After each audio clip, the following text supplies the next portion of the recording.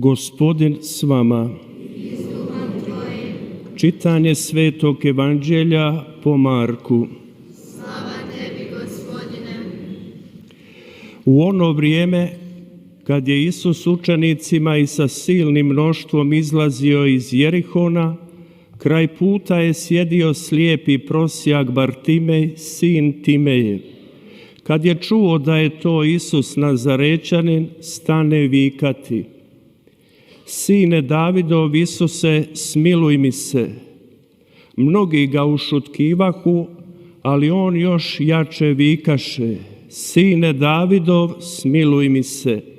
Isus se zaustavi i reče: Pozovite ga. I pozovu slijepca sokoleći ga: Ustani, zovete. On baci sa sebe ogrtač, skoči i dođe Isusu. Isus ga upita: Što hoćeš da ti učinim? Slijepac mu reče: Učitelju moj, da progledam. Isus će mu: Idi, vjera te tvoja spasila. I on odmah progleda i uputi se za njim. Riječ Gospodnja.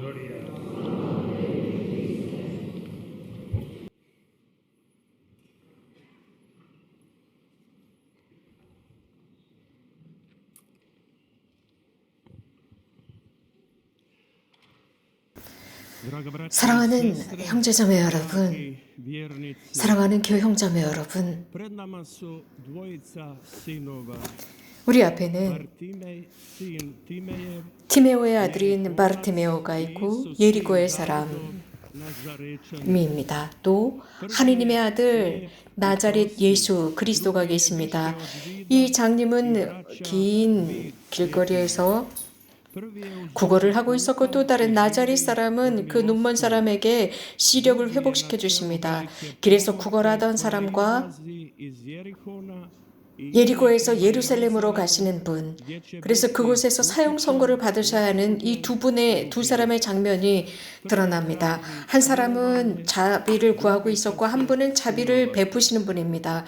예리고에 바르티메오와 예수님이 계셨고, 또 거기에는 제자들이 있었고, 많은 군중이 예수님을 따르고 있었습니다. 예리고의 장님인 바르티메오는 아무것도 볼 수가 없었지만, 거기에는 군중은 예수님이 지나가신다는 소문을 듣습니다. 그래서 그 바르티메오에게 그 군중은 예리고의 장님에게 조용히 하라고 소리를 지릅니다. 그리고 예수님께서 그를 부르셨을 때 어서 저분에게 가보아라, 저분이 너를 찾고 있다라고 합니다. 같은 군중이지만 처음에 바르티메오에게는 이렇게 저렇게 행동해야 된다, 즉 입을 다물어라, 조용히 해라 라고 했지만, 예수님께서 부르신다라고 했을 때 저분께 가보아라 라고 합니다. 그러던 사람들이 예수님을 또 적대하는 사람들이 됩니다. 디메오의 아들인 바르티메오가 고침을 받습니다. 즉 치유받습니다. 예수님께서는 이 부분에서 다시 한번 하느님의, 즉 신성의 힘을 발휘하십니다. 기적을 행하셨습니다. 이 기적이야말로 예수님께서 행하신 7번째 치유 기적입니다. 복음에 등장하는 7번째 기적으로서 눈먼 바르티메오의 치유입니다. 이 과정을 살펴보면 신앙의 성숙을 볼 수 있습니다. 그래서 여기에서 예수님을 믿고 예수님의 구원을 믿는 것이 어떤 여정인지를 잘 보여주고 있습니다. 예수님의 마지막 말씀은 내 믿음이 너를 살렸다, 가라 라는 말씀이었다고 했습니다. 또 다른 메시지들도 있습니다. 이러한 메시지들은 이런 기적 사건 속에서 우리가 발견할 수 있습니다. 예를 들자면 그 메시지는 끊임없는 다른 이들을 위한 기도였습니다. 그 기도는 자기 자신을 위한 기도, 즉 우리가 필요로 할 때 자기 자신을 위한 기도, 타인을 위한 기도입니다. 바르티메오의 기도는 청원 기도였습니다.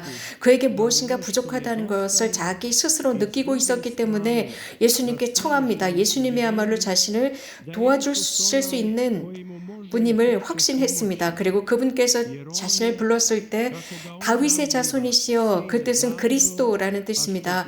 바르티메오의 청원 기도에는 두 가지 원칙적인, 즉 기본적인 요소가 있습니다. 모든 청원 기도에 담겨 있어야 하는 요소입니다. 즉 바르티메오는 무엇인가 결핍되어 있다는 것을 느꼈습니다. 신앙, 즉 믿음입니다. 자신이 청하는 그분이 무엇인가를 할 수 있다는 확신입니다. 그분이 나를 도와줄 수 있다는 확신을 가지고 청하는 것입니다. 이런 확신이 없고 믿음이 없다면, 즉 그리스도가 지닌 권능에 대한 믿음이 없다면 이 청원 기도는 소용이 없을 것입니다. 예수님께서 그것을 하실 수 있다는 희망과 확신이 있었습니다. 바르티메오가 이런 두 가지 요소를 지니지 못한 청원 기도를 했다면 쓸데없는 것이 됐을 것입니다. 그가 어떤 먹을 것을 청하거나 돈을 구걸하지 않고 예수님께만은 돈이나 먹을 것을 청하지 않았습니다. 빵을 청하지 않았습니다. 바르티메오는 오로지 예수님에게만 보게 해달라, 시력을 갖고 싶다, 보고 싶다 였습니다. 예수님은 그를 부르셨습니다. 그 뜻은 바로 이 바르티메오의 기도를 들어주셨다는 뜻입니다. 바르티메오는 자신의 기도에 포함시킨 것이 있습니다. 즉, 이 청원 기도의 세 번째 요소로서 기쁨이었습니다. 누구든지 기도하는 사람은 물론 여러 어려움이 있지만, 상황도 어렵지만 그 속에서 기쁨을 잃지 않았습니다. 그래서 청원 기도를 할 때 그는 길거리에서 고개를 푹 숙이고 구걸하는 사람이 아니라 그는 해방됩니다. 즉 바르티메오는 자신이 뒤집어 쓰고 있었던 그 망토로부터 해방됩니다. 그것을 벗어 던집니다. 겉옷을 벗어 던졌다입니다. 이것은 자유로움, 해방의 기쁨을 보여주고 있습니다. 그래서 예수님께서 예루살렘으로 가시는 그 모습을 볼 수 있게 됩니다. 죽음을 향해 가시는 그 모습을 보게 됩니다. 이것은 바르티메오와 제자들에게 있어서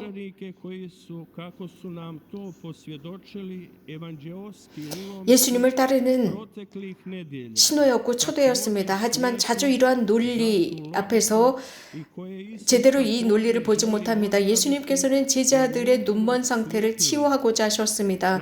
그 뜻은 바로 그 청을 들어주신다라는 뜻이고, 예수님께서 필요로 하는 것을 채워주신다라는 뜻입니다. 바르티메오는 치유되었습니다.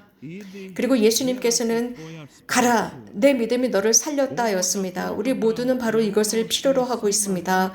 우리 모두는 주님의 이런 말씀을 들어야 합니다. 가라, 내 믿음이 너를 살렸다 입니다. 그러나 때때로 우리는 자신이 눈멀었다는 상황 자체를 알지 못합니다. 인식하지 못하고 자신이 잘 보지 못한다는 것조차도 깨닫지 못했습니다. 잘 보지 못하고 있습니다. 그저 우리들의 성공에만 눈이 멀어 있습니다.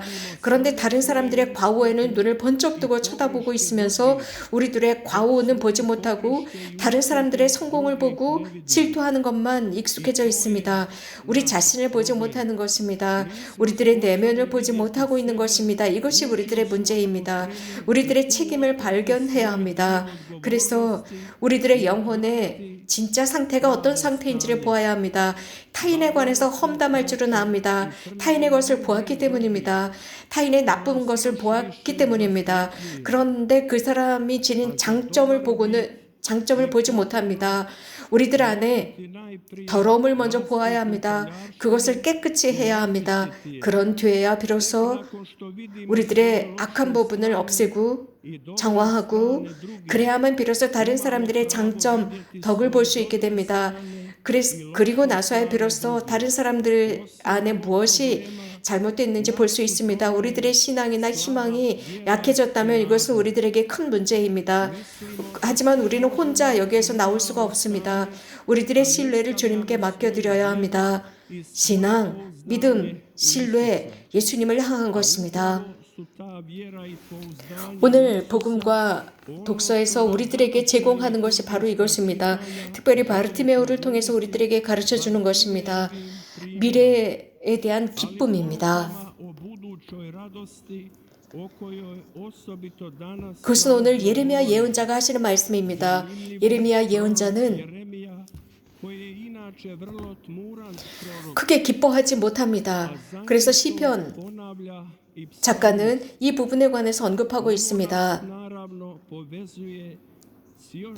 우리들이 기도 안에 기쁨이 부족하다라고 하는 것은 대단한 결핍이고 또 그리스도인의 삶의 대단한 문제라는 것입니다.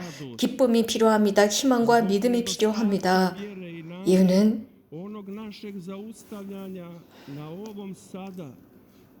현재 상황에 그저 머문다면 우리들의 겉옷을 벗어 던질 수가 없습니다. 지상의 어떤 안녕과 안전함에 묶여 있다면 말입니다. 우리는 예수님과 함께 예루살렘을 향해 가기 위해서는 겉옷을 벗어 던져야 합니다.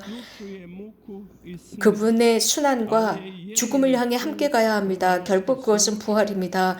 하지만 희망이 없다면 우리는 그 겉옷을 벗어 던질 수가 없습니다. 희망이 없다면 당연히 절망의 그 자리를 차지하겠지요. 이런 상황 속에서 누구든지 희망을 선사하고자 하는 사람들을 보고 그들이 이런 희망을 전하지 못하도록 막는 경우가 있습니다. 어떤 경우는 바르티메오보다 더 심각한 상황이 있습니다. 그래서 기쁨이 결핍되고 또 프란치스코 교황님께서 말씀하신 것처럼 기쁨은 도적질 당하지 말아야 한다 라고 하셨습니다.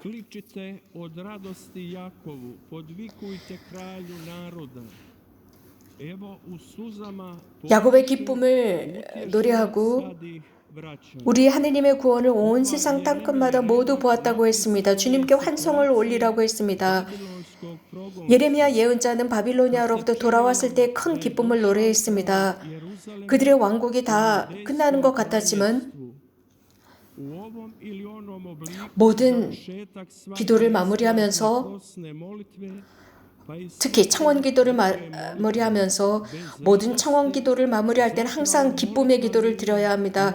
또 모든 기도에는 이 기쁨의 기도가 포함되어 있어야 합니다. 신앙은 희망으로 충만해야 합니다. 모든 기도는 슬픔에 빠져 있을 수 없습니다. 그렇게 허락되지 않습니다. 불안 속에 남아있도록 하지 않습니다. 그래서 나에게는 아무 상관이 없어 라는 것이 아닙니다. 기도는 늘 희망을 향한 행위입니다. 기쁨을 향한 행위이고 이러한 기도는 하나님께서 현존하신다는 것, 또 우리는 그분을 필요로 한다는 희망과 기쁨과 또한 그분께서 우리들의 삶 안에 개입해 주시리라는 희망, 그 희망 때문에 우리는 기쁨을 지니고 기도하고 살아가는 것입니다. 그분께서 우리들의 삶과 상황을 바꾸실 수 있다는 그 희망과 기쁨입니다. 이러한 기쁨은 희망이 있기 때문에 가능합니다.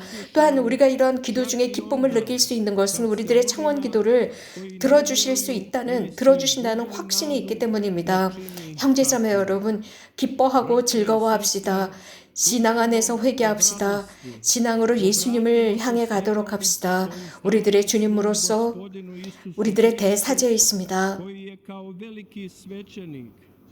하느님 앞에서 선물과 희생을 봉헌합시다. 그래서 매 순간마다 매 시간마다 입을 다물지 말고 기쁨과 봉헌을 드립시다. 그분께서는 우리들의 고통을 아십니다. 그러기에 우리는 주님의 도움을 필요로 하고 있습니다. 주님, 우리는 당신의 선함을 믿고 있습니다. 저희에게 자비를 베푸시고 저희들을 절망으로부터 끌어내소서. 저희들의 눈먼 상태를 치유하소서. 저희들의 과오를 볼 수 있게 하시고 다른 사람들의 선과 덕을 보게 하소서. 주님, 저희 사이를 치유하시고 당신께서 원하시는 대로 고쳐주소서. 당신의 원의가 저희들의 삶 안에 실현되게 하시며 저희들의 입술이 날마다 당신의 그 놀라운 활동을 찬미하게 하소서. 이렇게 기도하면서 주의 기도, 사실은 주님께서 우리들에게 가르쳐 주신 그 기도입니다. 그 기도를 사는 것입니다. 그럴 때 우리들의 기도는 주님께서 들어주실 것입니다. 예레미야 예언자와 시편 작가와 바르티메오와 함께 우리는 모든 순간 모든 상황 속에서 기쁨으로 기도할 수 있습니다. 주님께서 위대한 업적을 우리들을 위해서 행해 주셨습니다. 아멘. 예수 그리스도를 찬미합시다.